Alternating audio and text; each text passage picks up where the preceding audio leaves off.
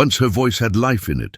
It used to carry laughter through the kitchen, call her children to the table, fill the evenings with stories that warmed the air. But over the years, the voices around her had grown fewer.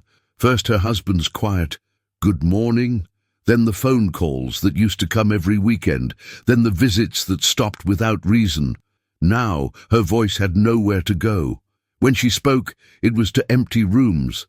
When she asked a question, no one answered. The sound of her own voice felt strange, like an echo in a house that had forgotten her. Sometimes she still spoke aloud, just to prove to herself that she was real. But most days she didn't bother. She had learned what it felt like to speak and not be heard. And that kind of silence, the kind that doesn't come from peace but from being invisible, was heavier than loneliness itself. She tried for a while to stay connected. She called her children, but they always seemed busy. A hurried hello, a promise to call back, and then silence again. She spoke to neighbors, but her stories seemed too slow for them, her words out of rhythm with the world they lived in. Even at church, where she used to sing loudly and smile freely, she began to feel small, as if her presence had faded into the background. So she grew quieter. Conversations became nods, nods became silence. No one noticed when she stopped speaking, and maybe that hurt most of all. She would sit by the window in the evenings, watching people pass by, their voices floating through the air like music from another world. And inside her heart, she whispered what she could not say aloud, "I'm still here," but it felt like no one heard. The mind becomes a loud place when there's no one left to listen. She began to talk to herself in whispers, filling the silence with small words. "Time to eat. Don't forget your pills. Maybe tomorrow will be different." But the house never answered back. The clock ticked faithfully. The kettle boiled and whistled, but no voice returned her words. The silence settled into her like a fog. It wrapped around her spirit, dimming even her prayers. Some days, she didn't even try to speak to God. If people didn't hear her, why would heaven? She wanted to believe he listened, but the long stillness of her days made it hard. And so, her words stayed trapped inside, 1,000 things she wished to say, echoing only in her thoughts. It was not that she stopped believing in him. She just stopped believing that he could still hear her. Every night, she sat at the edge of her bed and folded her hands as she always had. Habit, not hope. "Thank you for today," she would whisper. "Bless my children, keep me safe." But her own name never made it into the prayer anymore. There was something painful about asking for comfort when comfort never seemed to come. And so her words grew fewer, her voice softer, until prayer became nothing more than breath. Some nights she simply sat there, eyes closed, and said nothing at all. The silence between her and heaven felt too wide to cross. She looked toward the dark ceiling once and thought, maybe you stopped listening to old women like me. But far above that ceiling, beyond the walls of her loneliness, someone was listening. And soon he would make sure she knew it. There's a kind of pain that doesn't come from being alone, but from being forgotten. She could handle silence. She could handle the quiet house, the echo of her footsteps on the tile, the long evenings with only the clock for company. But what broke her heart was how invisible she had become. At the grocery store, no one looked her in the eye. At church, people smiled politely, but no one really saw her. She used to be someone's wife, someone's mother, someone's friend. Now, she was just someone. Her words no longer seemed to matter, not to the world, and she feared not even to God. Sometimes she'd stand by the window at dusk, watching the streetlights flicker on, and whisper to the empty air, "Does anyone even know I'm still here?" She thought no one heard, but there was one who never stopped listening. That night, the loneliness pressed harder than usual. It felt like a weight on her chest, each breath a small effort. She sat on the edge of her bed, the same spot where she had prayed for years, and finally let her thoughts turn into words again. "Lord," she began softly. Her voice cracked. It felt strange to speak his name after so long. She tried again, tears already forming. "Lord, can you hear me at all?" The room was still. No wind, no sound. Even her heartbeat seemed to pause, as if the world itself were waiting for an answer. But none came, only her whisper lingering in the air, and then fading into silence. Yet in the unseen distance, heaven had already responded, not with sound, but with movement. Something sacred had begun to draw near. She didn't know why, but after that prayer she couldn't move right away. It was as if the air around her had changed, heavier, yet strangely calm. The room felt aware, like someone else was inside it, listening so intently that silence itself became alive. Her tears slowed, her breathing steadied. She didn't hear a voice, not yet, but she felt something. It wasn't comfort exactly, but recognition, like her words had finally landed somewhere after floating in emptiness for years. She closed her eyes, hands still clasped, and waited. Nothing happened, and yet everything did. Because for the first time she believed her prayer hadn't just reached the ceiling, it had reached a heart, the heart that had always been listening, even when she couldn't feel it. It happened softly, so softly she almost thought it was her imagination. A warmth spread through her chest, as though someone had placed a hand there, and then, from somewhere deep within that warmth, came words, not spoken, but known. "I've heard you all along." She gasped quietly, pressing her hand over her heart as tears returned. They weren't tears of pain this time, but of release. The words repeated, gentle, steady, sure.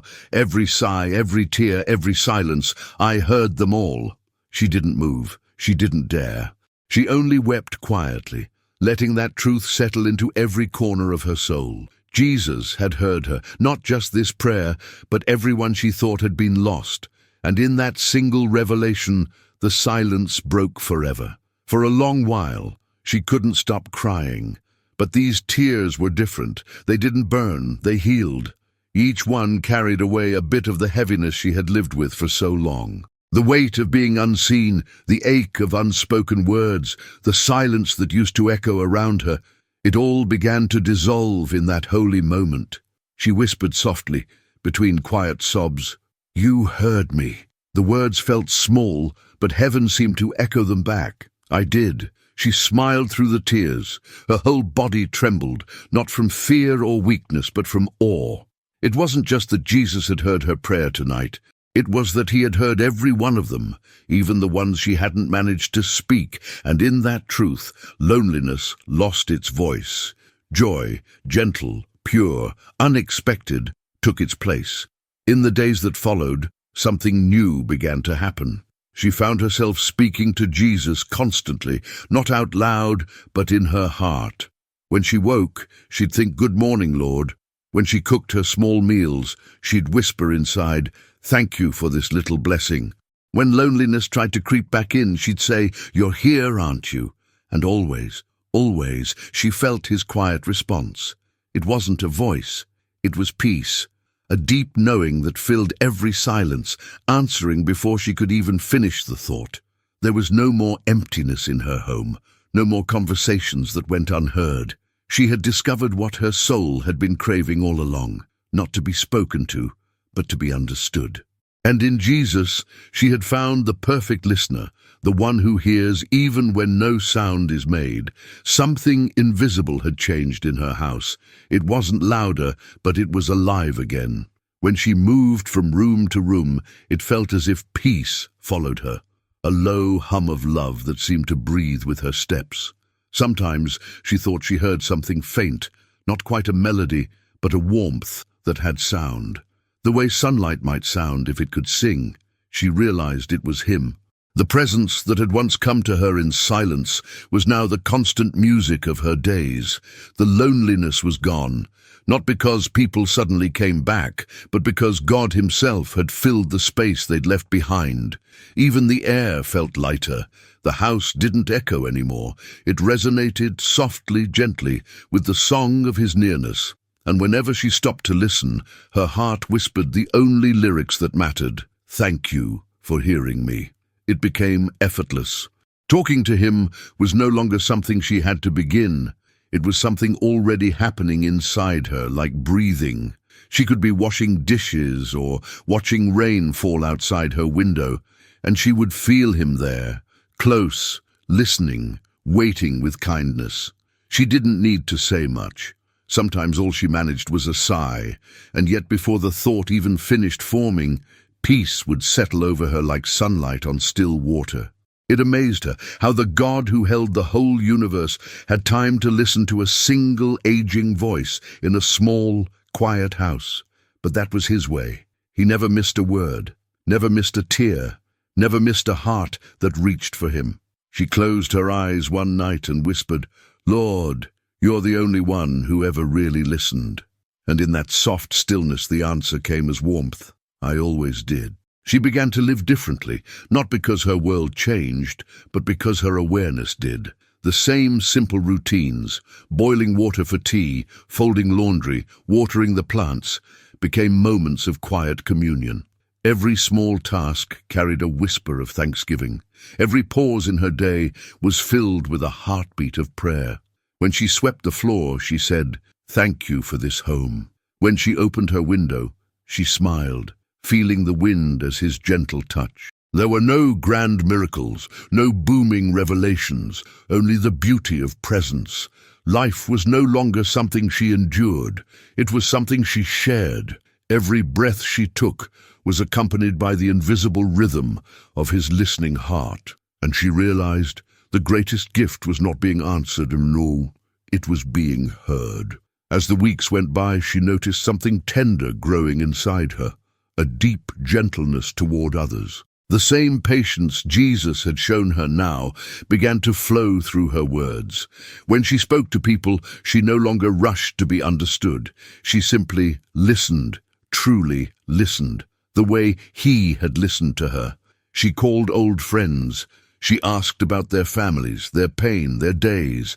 And when they spoke, she didn't interrupt, didn't try to fix their troubles. She just stayed present, quiet, steady, kind. It was as if her restored heart had become a mirror of his. Her ears had learned the sacred rhythm of compassion, and often when she hung up the phone or closed the door after a visit, she would smile softly and say, "Now I understand, Lord. You didn't just listen to me, you were teaching me how to listen too." It began with one neighbor, a widower who rarely left his porch. She brought him tea one afternoon and simply asked, "How are you really doing?" He blinked, surprised. No one had asked him that in years. From then on, others began to visit her too. A woman from church whose son had moved away, an elderly couple who had lost their daughter, people who carried their own silences, drawn to the quiet warmth of her home. They came not for advice, but for the peace that seemed to live in her. She never preached, never told them what to do. She just listened. And in her listening, they began to feel the same thing she once had, that they were heard, and therefore they were loved. Jesus' voice spoke now through her silence, and each time she comforted another, she felt his whisper in her heart. "This is what it means to be my echo." One Sunday after service, a woman told her, "When you speak, there's something in your voice, like peace." She smiled quietly. She knew why. Her voice had once been the sound of longing, thin, trembling, uncertain. Now it carried light. It carried the tenderness of being heard, the softness of someone who knew that every word mattered. Even when she said simple things, "Good morning," "God bless you," "Take care," people paused, because her tone carried the sound of comfort, a trace of heaven's gentleness. She no longer spoke to be noticed. She spoke because love had filled her words again, and though her voice was still quiet, it had become a melody, the song of someone who had been truly understood by God. Her home became a place of stillness, not empty, not cold, but filled with a quiet that seemed alive. Visitors often found themselves whispering without meaning to, as though something sacred dwelled there. She didn't need to say much anymore. Her silence spoke. It carried a peace that came from deep within, the peace of someone who had been heard and healed. Sometimes she would sit with someone in tears and say nothing at all, just hold their hand and let the quiet do its work. Because she had learned that the truest comfort is not found in words, but in presence, and the presence she carried was not her own. When she prayed now, she no longer asked, "Lord, hear me." She simply said, "Thank you for being here," and the space around her would grow still again, like heaven leaning close to listen. It came gently, as all holy endings do. Her body grew weaker with time, but her heart only grew stronger, more anchored in the presence that had never left her. One night, as she lay in bed, she felt the same stillness she had known that first time, the sacred quiet before a divine answer. The air was warm, the dark was soft. She knew. Her lips moved slowly, forming words so faint they barely reached the air. "Thank you for hearing me." And as her breath slowed, the peace that filled her room deepened, so deep that it felt like the veil between heaven and earth had thinned. She was not afraid, not even a little, because she knew that the next voice she would hear would be the same one that had listened to her all along. When her final breath left her lips, the world grew still, and then, in a way no words can truly describe, he spoke. It wasn't thunder, it wasn't music, it was recognition. "I always did." The words weren't heard with ears, but felt through eternity, like love made sound. Her soul lifted gently, free at last from the weight of years of silence. And in that moment she understood it all. Every unanswered prayer, every long night, every whisper into emptiness. None of it had ever been ignored. Every sound, every tear had reached his heart. Now, at last, she was hearing the full answer, not as echo, but as embrace. After she was gone, the small house didn't feel empty. It felt quiet, not the kind of quiet that hurts, but the kind that heals. Her neighbors noticed it. The same stillness that used to rest around her was still there, lingering like a fragrance.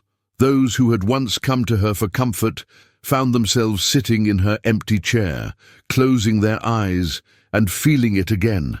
That sacred calm, that invisible gentleness, as if her prayers still lived in the walls. And sometimes, in the hush of evening, someone would say softly, "She used to listen better than anyone." But those who truly knew her would smile and whisper, "She learned from the one who never stopped listening." Because her story wasn't about a woman who found words, but about a God who heard them all. And somewhere beyond this world, their conversation still continues, endlessly, tenderly, eternally.